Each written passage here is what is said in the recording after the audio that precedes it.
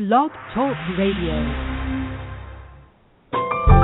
Welcome to Last First Date Radio, featuring interviews with experts in dating, relating, and mating in midlife.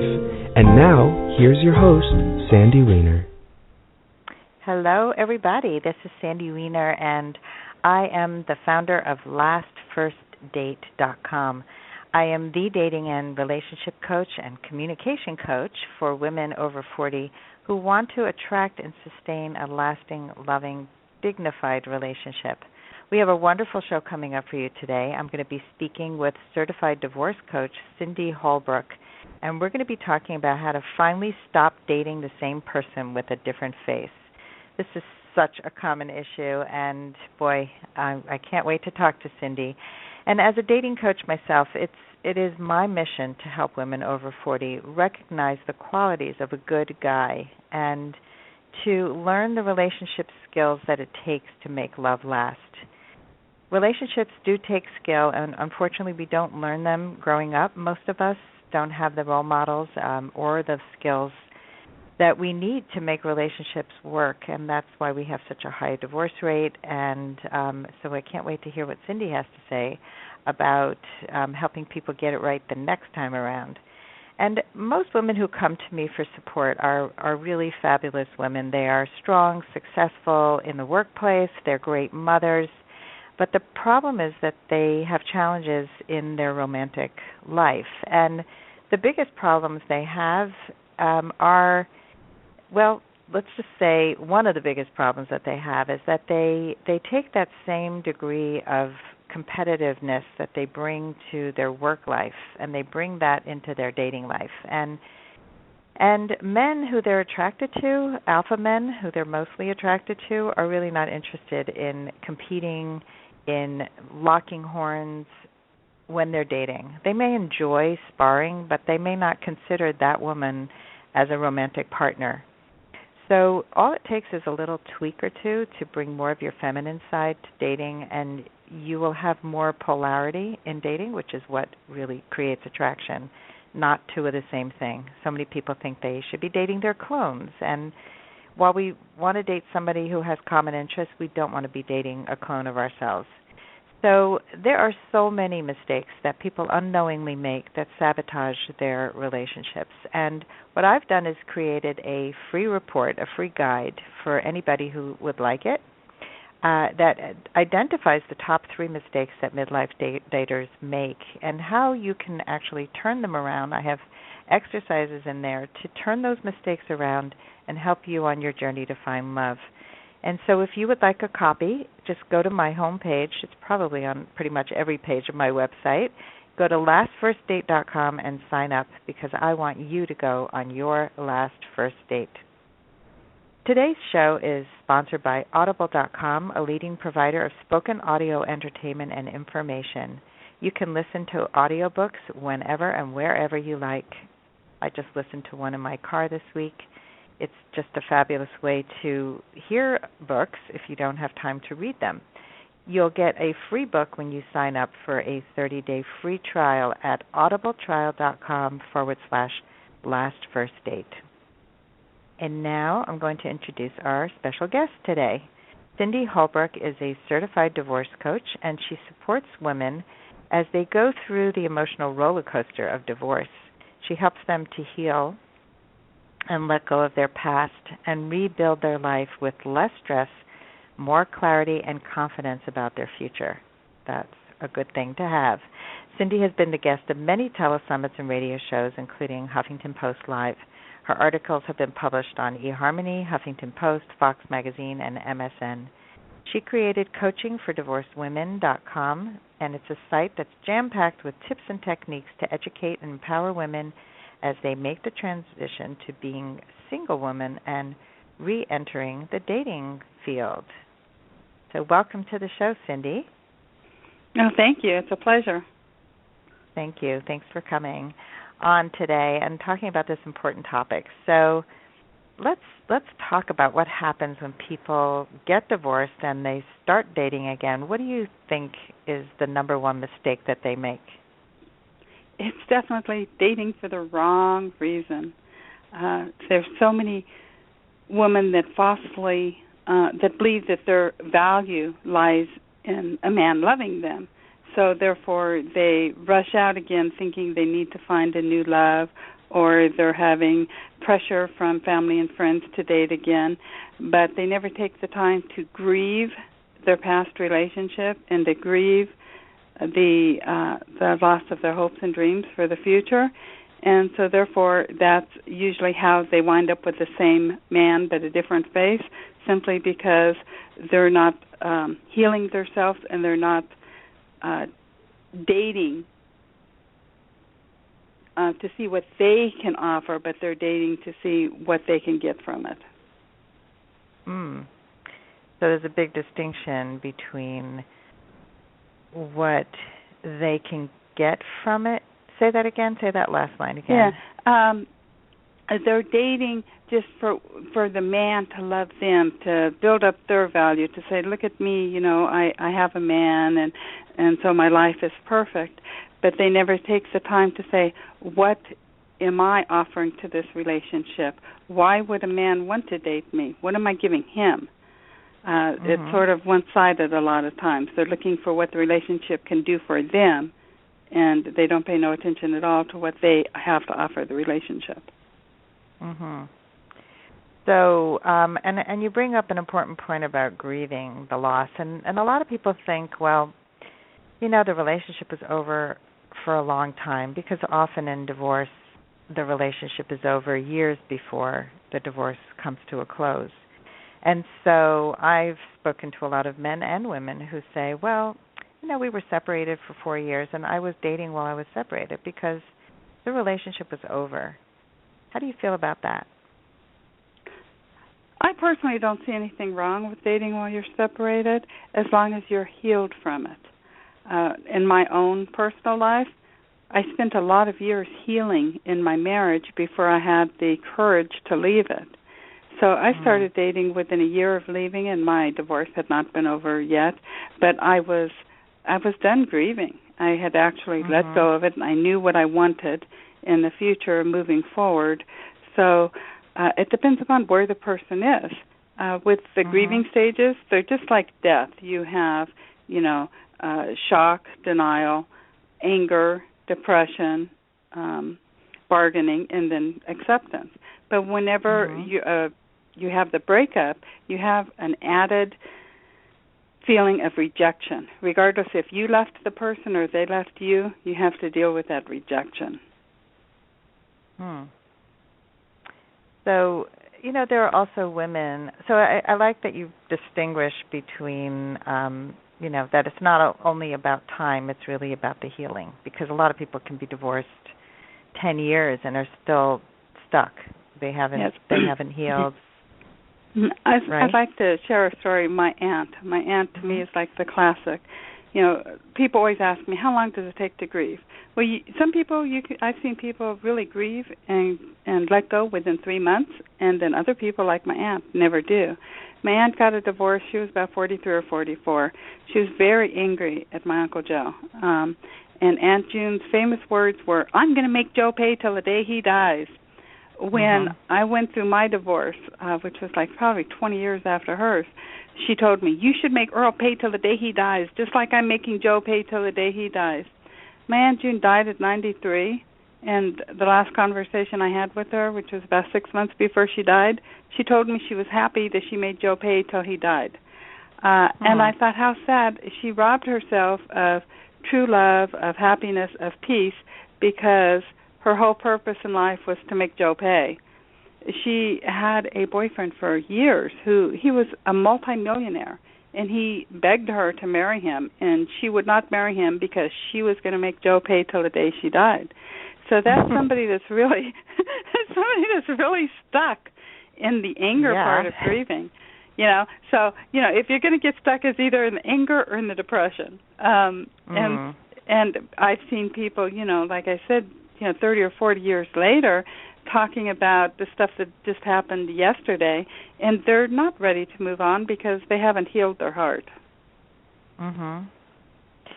Yeah, that's an interesting story, and the only person she hurt was herself, obviously. Exactly. Yeah. When you're married or in any relationship, you give away pieces of yourself. There's so many different parts of us, and we give away these pieces in a false belief that we're enhancing the relationship. But in time, all it does is it destroys the relationship, depending upon what pieces you're giving. Some pieces are really stupid. For instance, when I was married to my ex-husband, I always bought blue cheese dressing. I never bought another type of salad dressing. And it was because it was his favorite, so I bought his favorite. And who cared what me and the kids liked, right? It was all about him. And I have not bought blue cheese dressing one single time since I left him. And it's just, this is something, I gave up what I liked, which is ranch dressing, simply for whatever stupid reason in my head because he wanted blue cheese. But other parts, I have a client. She had a dream of being an opera singer. And she's very good, and she had, different recitals, and she was very involved in the music industry. And her husband said, it's fine for a hobby, but no wife of mine is going to have that as a career. So she gave up her singing and believing that it was going to enhance her marriage, and that was the right thing to do for her marriage. After about 5 to 10 years of not being able to sing, she said she couldn't even listen to music on the radio. I mean, it's like she just cut off her voice, period. And which really, killed her emotionally because she let go of her passion. And since she's been working with me, I'm really proud of her because she started singing again. Her first thing was, I'm too old to start singing again. I'm like, no, you're not. And she has a recital coming up in May. So I'm really proud of her for coming through this. But she had given up such a big part of herself that she was so unhappy that naturally things are going to not work out in the relationship. Yeah, well, it's really important, and giving up bits of yourself is such a common theme especially in marriages that don't work. Of course, marriages and relationships are about compromise as much as they are about growing together, and ideally, you are not giving up the important bits of yourself. So if your marriage was a great marriage, the ranch dressing wouldn't have been a big sacrifice, obviously. Right. But it's it's obviously symbolic of other things that you gave up. And, and I did the same. And I, did everything I could to make my marriage work. And I actually worked with my husband. He's a comedian and a puppeteer, and we had a TV show together. And so I discovered talents that I didn't know I had by working with him. I was always an artist before I became a dating coach, and we did a national television show, a TV show that was on an important station. And when it was done, he said, "This is so exciting! Like, you were on TV, your dream come true." And I said, "It was a really great experience, but it's not my dream; it's yours." Right. And that was a big aha moment for me. It was like he just assumed that his dream was my dream, but we didn't share the same dreams. And so I was happy to be play a supporting role, but I had my own dreams. I didn't even know what they were yet, but I knew they weren't those. I knew I had my own, and I think we have to know that we can't snuff out who we are for anybody ever. Exactly. Again. I mean, that's really important. As women, we're taught to be caretakers, and we're taught we're supposed to give up ourselves. And I always liken it to that 50s article about the perfect wife. And I'm thinking, in the big scheme of things, that was only 60 years ago.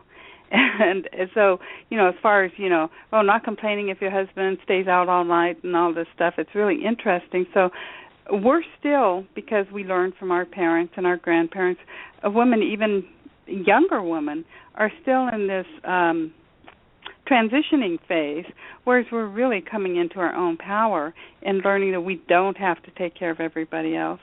As far as losing yourself, if you've ever seen Runaway Bride, Richard Gere is a reporter. Julia Roberts is the woman who keeps running away at the altar. And so Richard Gere goes there to to do a report on her, to write some articles about her, and he's interviewing all of her fiancés, and he asked them, how does she like her eggs? And one fiancé said, oh, that's easy, she likes them scrambled just like I do. Another one, oh, that's easy, she likes them sunny side up just like I do. And another one said, oh, that's easy, she liked them eggs Benedict just like I do. And so further on in the movie, when Richard Gere and Julia Roberts start this romantic relationship, he has Julia Roberts sitting at this table with eggs made every single way you can imagine. And he's asking her, how do you like your eggs? And she's like, well, how do you like yours? And he goes, doesn't matter how I like mine. How do you like yours? You taste these and you see which one you like the best. And I love that scene. And what I always tell my clients is you really have to discover how you like your eggs. And, I'm using eggs very general there. Do you like to, do you like to run? Do you like to go skydiving? Do you like ziplining? Do you like to go rafting? Do you like to play tennis? Like my client, did you like to sing? So what parts of you did you sort of give up thinking you were helping the relationship, or what parts of you did you never even explore? You had said you didn't know what your passions were. After, your husband had said, your dreams come true, you're on TV.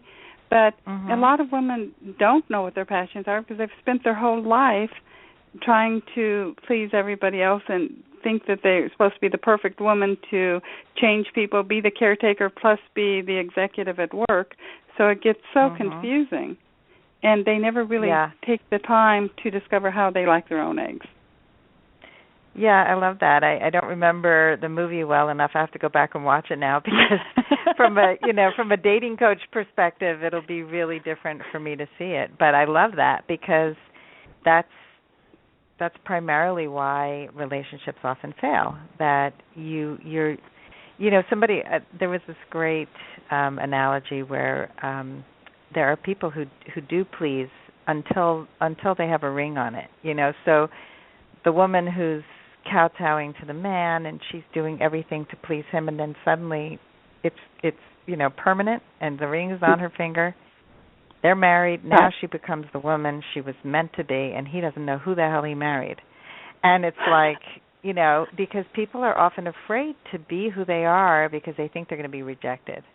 Right. So when you can be that wonderful self and not care if the wrong people like you, you're only going to be really attracting the people who you should be with, and you're going to have a much better, more authentic relationship. Yeah. So, my current husband, when I married him, he's an avid fisherman, and he fishes a lot. A very avid fisherman, and he's winning pro tournaments and stuff.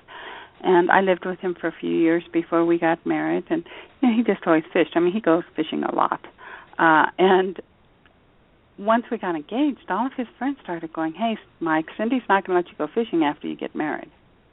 And he was so concerned about this. He kept asking me, are you going to make me stop fishing whenever we get married? Because, all of his buddies were saying, she's going to change and she's not going to let you go fishing.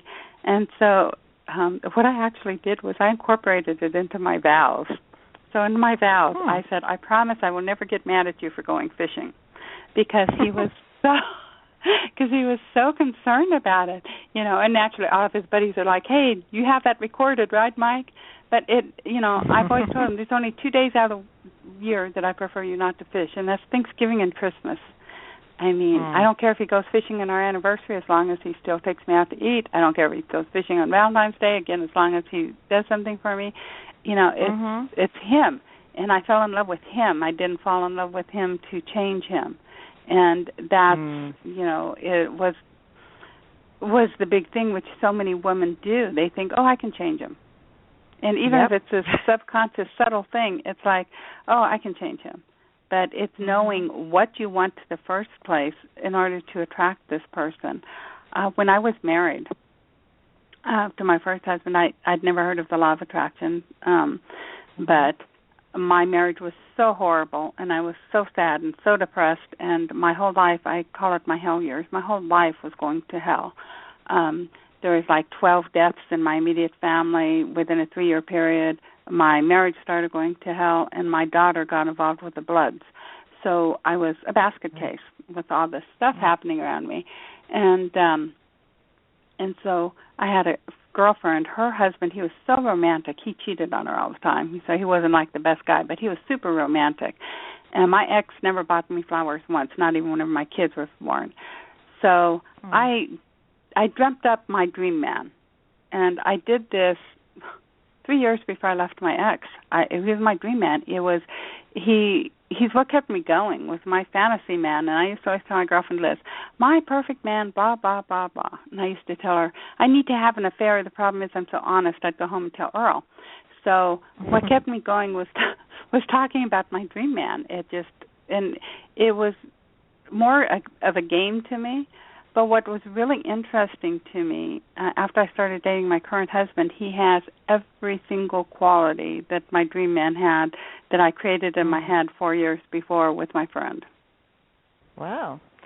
And I've heard this before from other people. So what are the qualities on that list? Because I have one of my clients had like 33 things on her list, and the guy she's with has them all.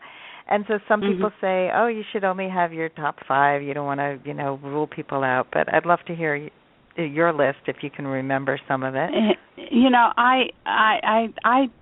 I tell my clients, I don't care if there's 200 things. You really have to know what you want, because whenever you know what you want, it's really easy to tell who's not what you want. And why settle? Right. If you want to, if you want a Cadillac, why settle for a Geo? It's just that way. But with my list, I had number 1. I wanted somebody who's romantic. That was huge to me. I wanted somebody who was intelligent and would have different conversations with me. With my ex, if you wanted to talk to him, it had to be about bowling, cars, or his work. Because there was no other subjects in the world besides those 3. And I wanted somebody who's seen the world as gray. I'm very intuitive, and I'm very curious about our universe. I am curious about UFOs and ghost stories and all of the paranormal. I find it fascinating. And my ex-husband always told me I was stupid. So, number 1, I didn't, so I wanted somebody that would talk to me about these things. And it's not that I believe, but I don't not believe either. And I find it fascinating. So I wanted somebody who respected my opinions, who would talk to me, who also was intelligent to talk about a variety of things.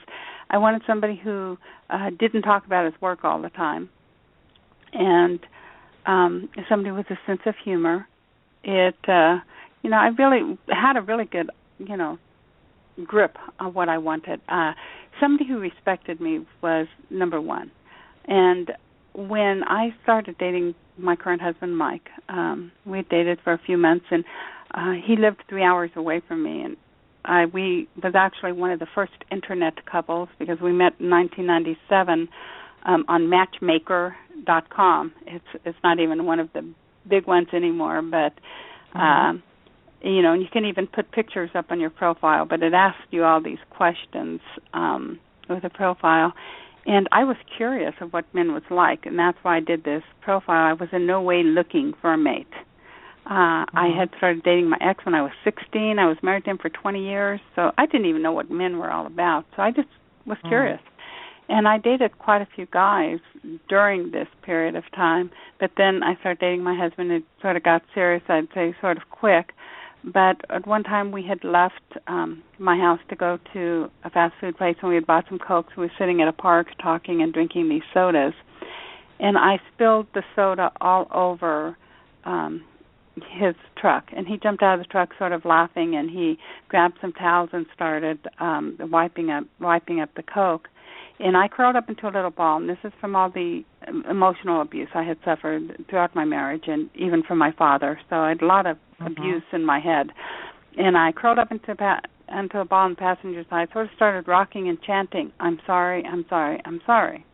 Now, if Mike would have called me some choice names, told me I was stupid, told me I was clumsy, told me I screwed up his truck, that's what I was used to. And this was what I was expecting, because it was what I was used to, being called names and being demeaned. But Mike looked at me, he goes, "Baby, you have nothing to be sorry about."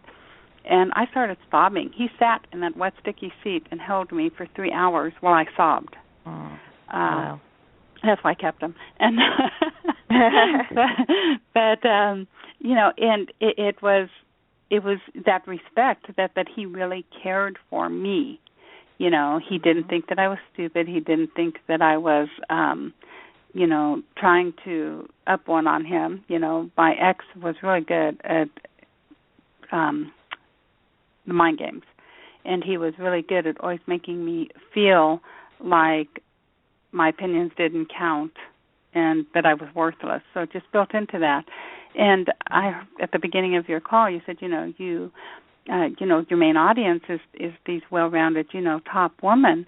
And oftentimes we're the type that actually fall for these crazy guys because there's a part of us maybe that don't feel like we're worthy enough to be treated with respect.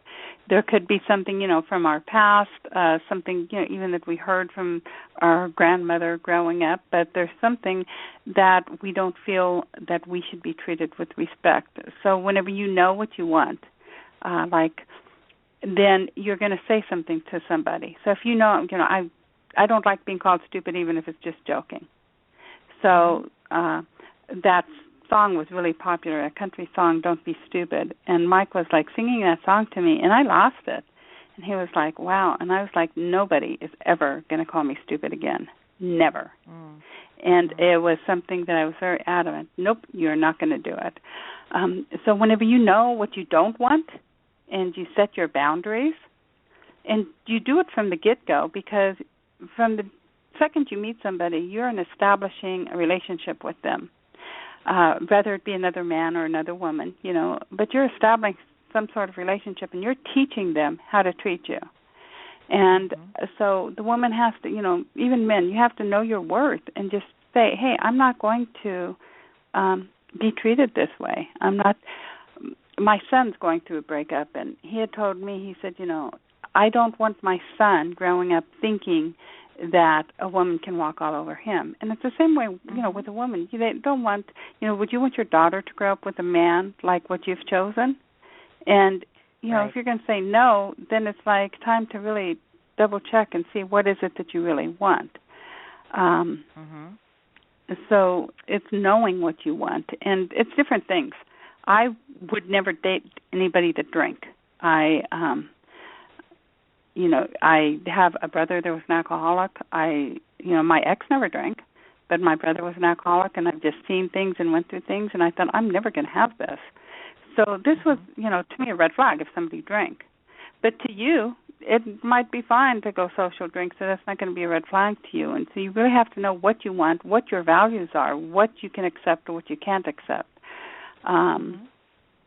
Yeah. So how do you work with your clients to help? Well, let me just back up for a second and ask you a question about you in that moment with Mike, with you expecting the abuse. So you're saying on the one hand you have to know what you want and you have to have self-worth, but at that point you still were expecting abuse.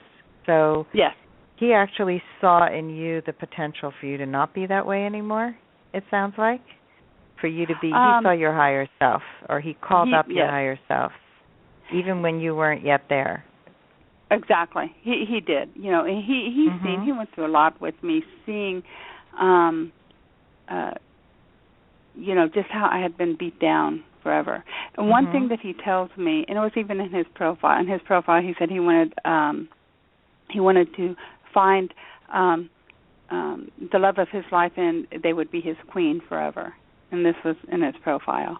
And basically, with me, with the life that I've had, he's always told me, you've went through so much hell, you deserve only the best. So, he's really seen things, and he did help me with, let's say the last layers of what I hadn't dealt with yet, of, the things that were, because up until that point, even when I started dating Mike, I thought I was 100% healed, but I didn't believe in mental abuse. I did not believe in emotional abuse.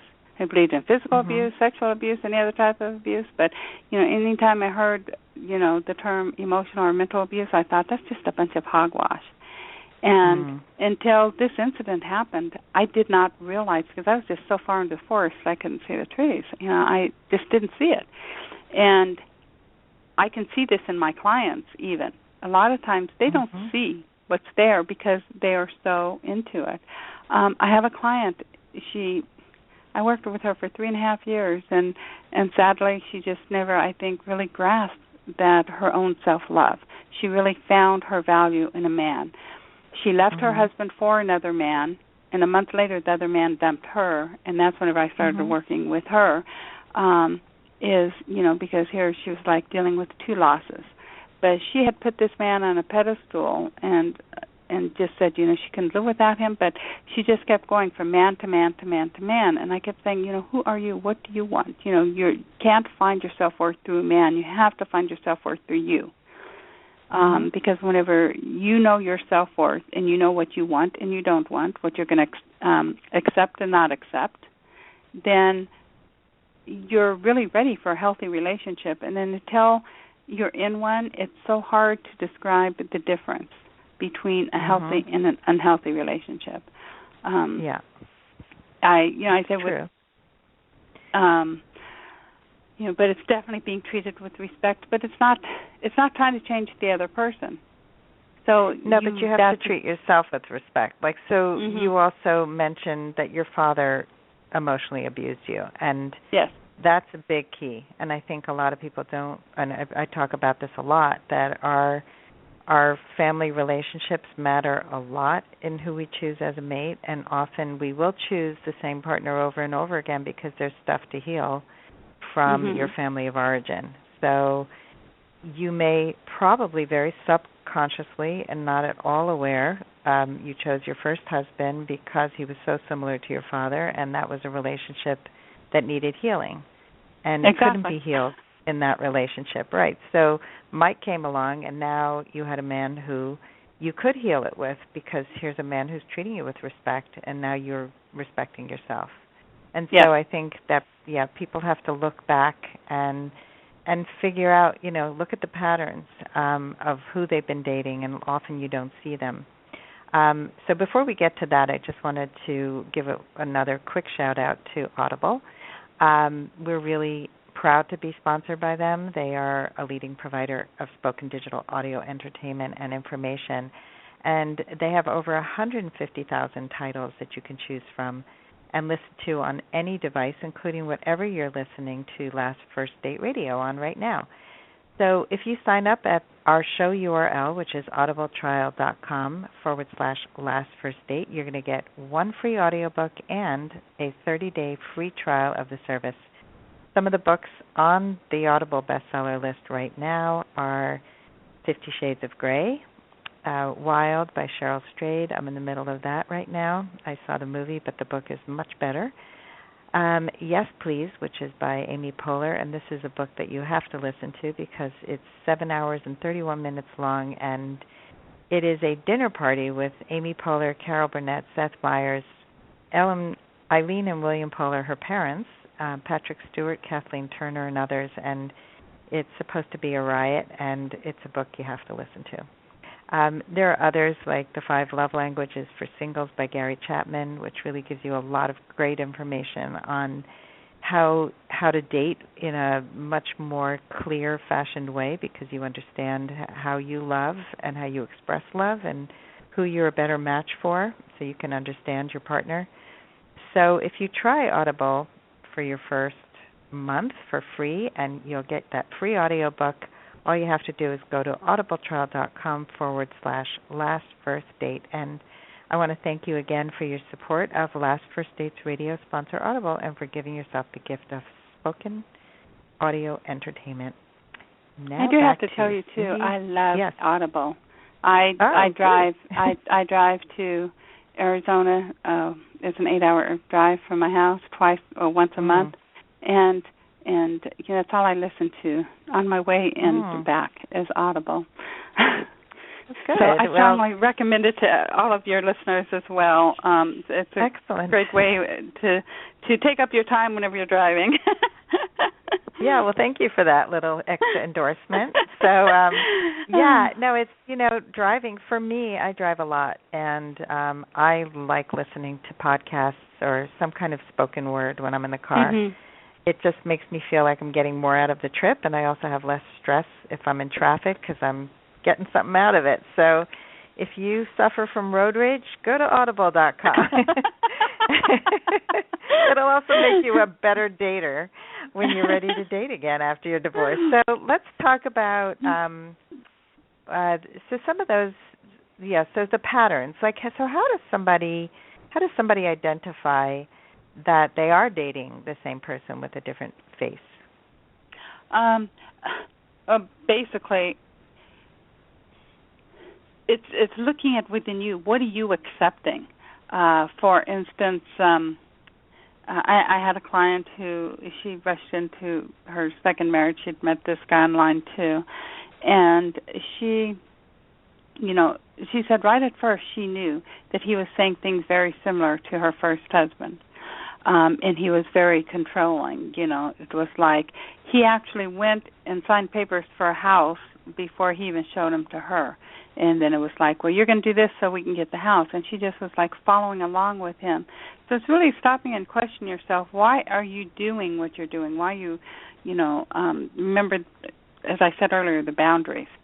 Are you allowing this new person to have the same boundaries as you allowed your ex to have? And if that is, then you are like wearing this sign on your head. You can mistreat me. You can control me. You can, beat me. I was reading an article. I can't remember the name of the girl. I think it was Chris Brown's wife. I can't think of her name. Where she was, he had really abused her physically, and within months of leaving that relationship, she went to another physically abusive relationship. And you think, hey, this person's a star, she has, a lot of money, she's brilliant, she's everything, so why is she allowing herself to be treated this way? And again, it comes sort of down to the self-worth and how you believe somebody should treat you. So whenever you think that you're not valuable enough to be treated with respect, it's like you're wearing this sign on your head, and the men that will respect you are going to walk right past you, or you're not even going to notice them, simply because you don't feel that you're going to be good enough for them.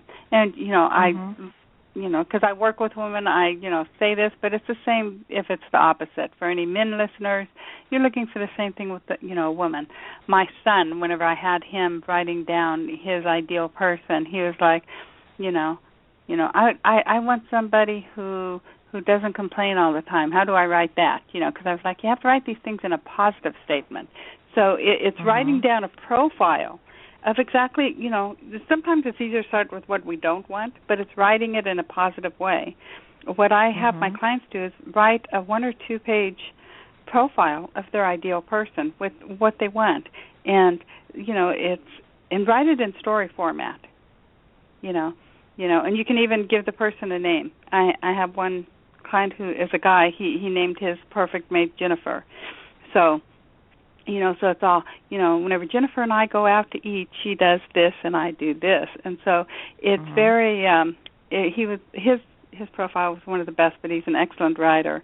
But it was very, he added the feelings into his little profile, plus he added what she looked like, and he added the way they joked with each other during dinner. He even added what type of foods she liked, and he added how supportive she was of him and his goals, and how supportive he was of hers, and how they liked time together and time apart, that they both were very individual by themselves, but they enjoyed their time together. So this is what I suggest, is because reading a story to yourself every day of your ideal person is a lot more fun than reading a list of he's respectful, he has a good sense of humor, he's 6 foot tall, he's muscular, he likes to exercise, he's a daredevil, he's a thrill seeker, whatever it is. But if you're reading this list, it's just so blah.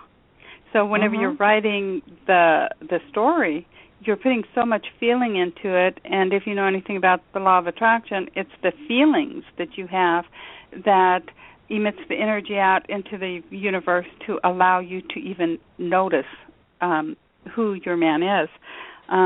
We have in our brain a reticular activating system, which means that we're actually focused towards we'll find whatever we're focused on. And so if you decide you're going to Hawaii, all of a sudden you can see 1,000 flyers out there for Hawaiian vacations. My daughter, she's I call her my biker chick. She's very into motorcycles, and she belongs to a motorcycle club. It's a family club, and they do all these things. But she just loves motorcycles, and me not so much. She got that from her dad. But we went to Missouri, and I thought we drove to Missouri together. I thought I'm going to show Amy, that I notice all these motorcycles, and I noticed one motorcycle she lives in Las Vegas, between Las Vegas and Missouri. Drive 1,000 miles, I noticed one motorcycle. Whenever we got to Missouri, I told Amy, I go, wow, this is really strange. There's hardly any motorcycles on the road. And she started busting up laughing. She's going, Mom, I've seen hundreds of them.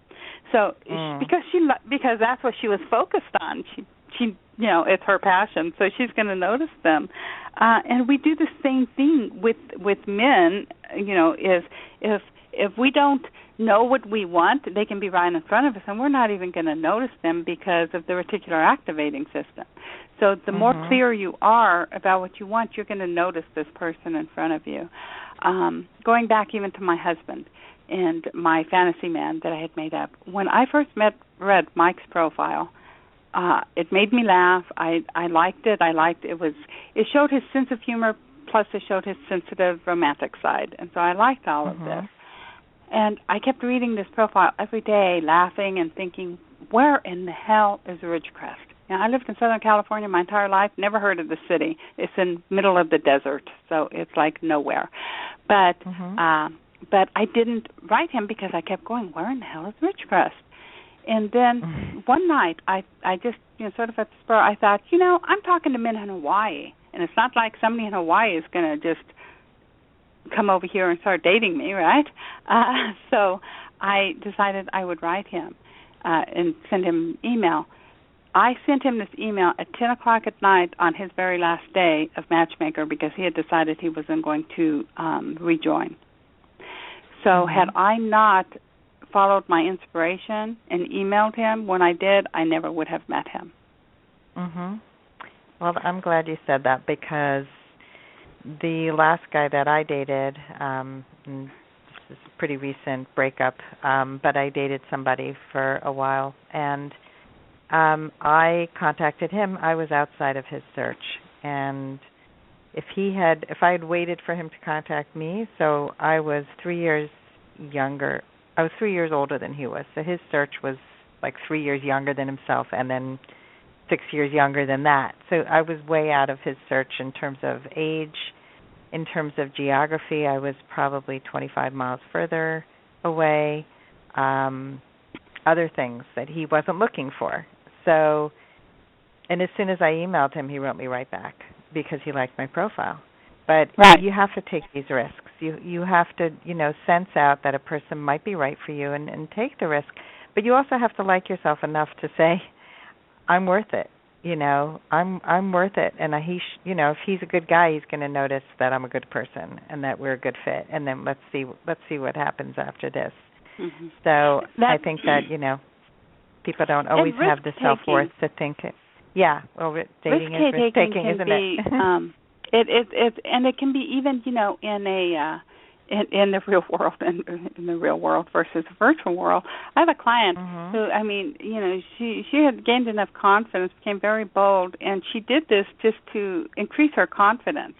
And so she would go to like nightclubs, and if there was a man that she was remotely interested in, if he was by himself, she would wait until he ordered a drink.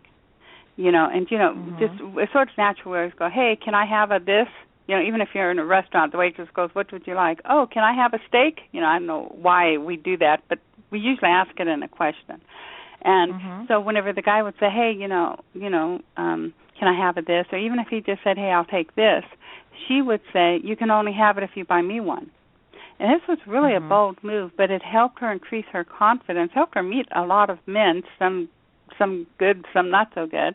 But more than anything, it really helped her boost her confidence in talking to men. That's great. Yeah, and I believe that people should be out there practicing all the time. I was talking to a client today, and I said, just get out there and say hello to men, throw out your coffee machine and go out for coffee. Like, just get practice talking, because the more you feel comfortable, the more you're going to be able to show up and be comfortable with the right man. So it's all boosting confidence is huge, and I think especially when a marriage ends and it hasn't been a good marriage, your confidence can be in the gutter, and you really, as we said in the beginning, you lose yourself. So these are really important. It's the rejection part of the grief. If somebody dies, you don't feel rejected. And, some people, whenever I say this, they'll go, but I left. I go, but why did you leave? If you didn't feel rejected in your marriage, you never would have left. On some level, and I guess, people don't look at it that way, but, if you're trying really hard to make a marriage work and your spouse is not doing the same work and doesn't value the relationship in the same way, even if you don't love him anymore or her anymore, you're still rejected. There is a rejection there. So the person didn't value it as much as you did. That's a form of rejection. Right. It's an interesting way to look at it. Betrayal goes far deeper. People always want to think sexual affairs, but it goes so much deeper than that. It can be, as simple as breaking a promise, and you feel rejected because they broke a promise to you.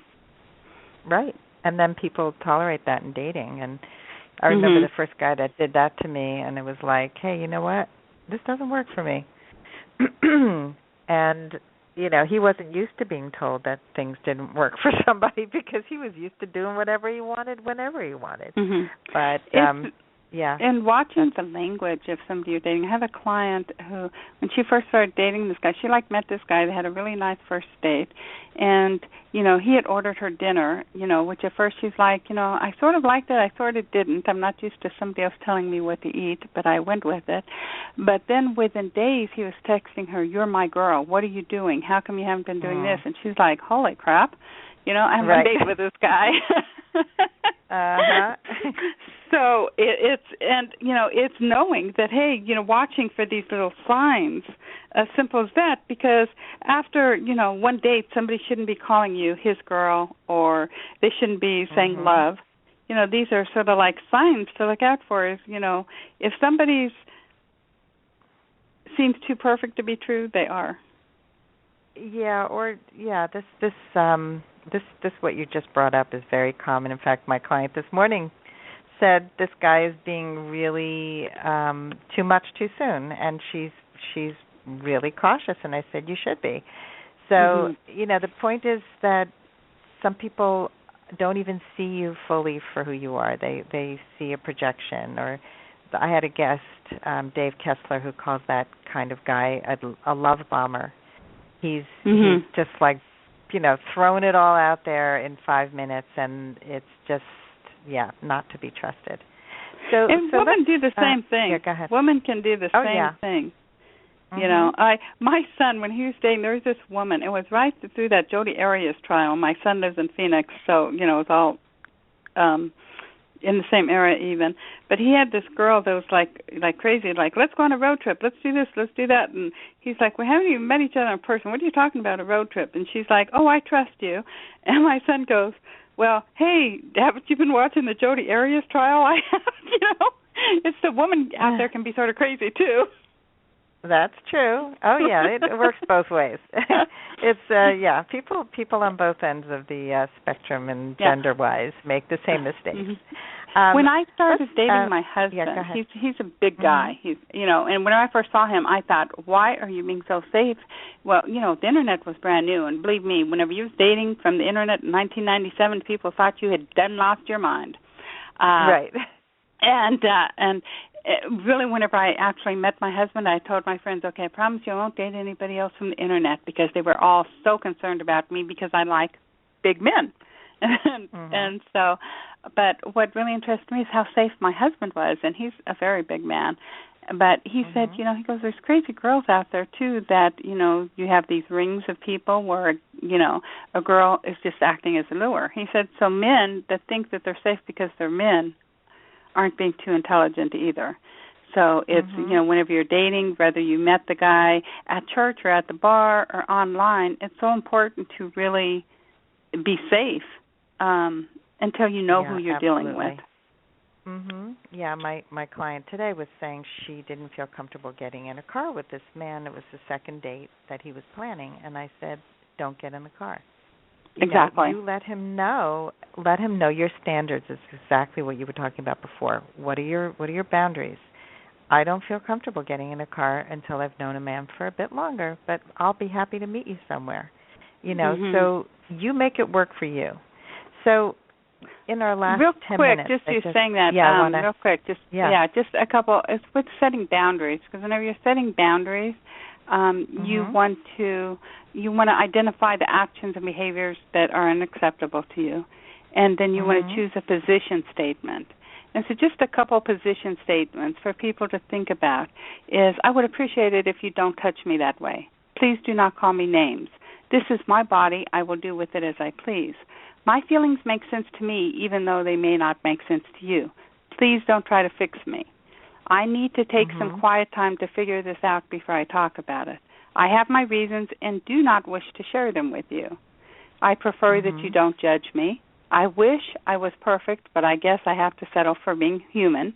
I'm perfectly capable of making my own decisions, and that's a big one. And I'm a big girl. I'll figure it out on my own. Yeah, clients want to know how to say these things, so this is great. It's so important to know your stand and to take a stand, because if you don't, you'll end up being part of somebody else's plan. You'll end up being manipulated, and you'll wonder why. And so, if you don't learn anything from a failed relationship, learn this. This I so agree with you. This is great. So they're called position statements? Yes. Yes, I like that. So can you just, as we come to a close, I would like you to give our audience 3 tips to help people avoid falling for the same man or woman with a different face. Definitely. We've talked about a lot of this. It comes down to self-love. Love yourself enough that you're going to respect yourself and change your habits, because it's your previous habits that got you into your old relationships. Our whole life is nothing but one big habit. So whenever you love yourself, you're willing to change the habits, your habitual relationship patterns that you've developed with people over the years, such as maybe thinking that it's okay for somebody to call you stupid even in a joke. And it's setting boundaries. And as I just said, whenever you set the boundaries, you want these position statements. If you know the position statements ahead of time, you set your boundaries, you know what your position statements are. That way when somebody tries to cross your boundary, it's easier to maintain them, because you've already got a pre-planned in your head what you're going to state with the position statements. And the third thing is writing down the profile of your ideal partner. What you want, what you don't want. What you don't want, you're going to change that into a positive, because you want this to be a positive, fun little story about your perfect man or woman, so you can continue to read it and really get a feel of how great it's going to be whenever you're in this relationship with this person. Great. Well, this is a good recap.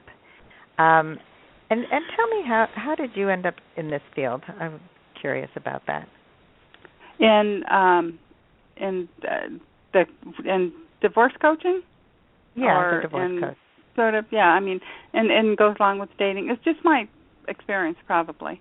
I've always been very drawn to help women. There's nothing that makes me feel better than whenever somebody gets an aha moment by talking to me.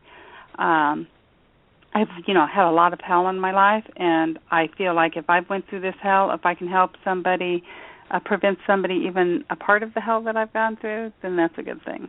So that's why I decided to become a coach in the first place. I actually, for the first few years was just a general life coach, but most of the people that I coached were divorced people, because that's just what I was attracting. But I really fought against being a divorce coach for years, until I just really And again, that was part of the mental abuse. I could hear my ex-husband's voice going, "Don't air my dirty laundry." Well, I can't tell my story without telling his. So, but that's when my business started growing, is when I followed my heart, my passion, and started doing the divorce coaching. And with that, it's so much, it's not winding up with the same person. There's nothing that I find sadder than whenever somebody goes from one bad relationship to another one, whether it's being, even if it's, sometimes the physical abuse is easier to get over than some of the little mental abuse of believing, that I've heard crazy things, of men saying crazy things about the woman's sexual organs or about the way that the woman, performed sex, up to just that she couldn't cook right, to clean right, and all of this plays a toll. And so I find it so sad whenever women wind up with the same man that's treating them just as badly as the first one did. Yeah, no, I totally hear you on that, and I think emotional abuse is often invisible. I'm really sensitive to language and how people use it, and in my last relationship I brought that up several times, and from the very first time it showed up as a word that was hurtful, and I named it, and at the end when I broke up he actually said, well, I think you're a little too sensitive about that. And I said, don't tell anybody they're too sensitive, they're too anything.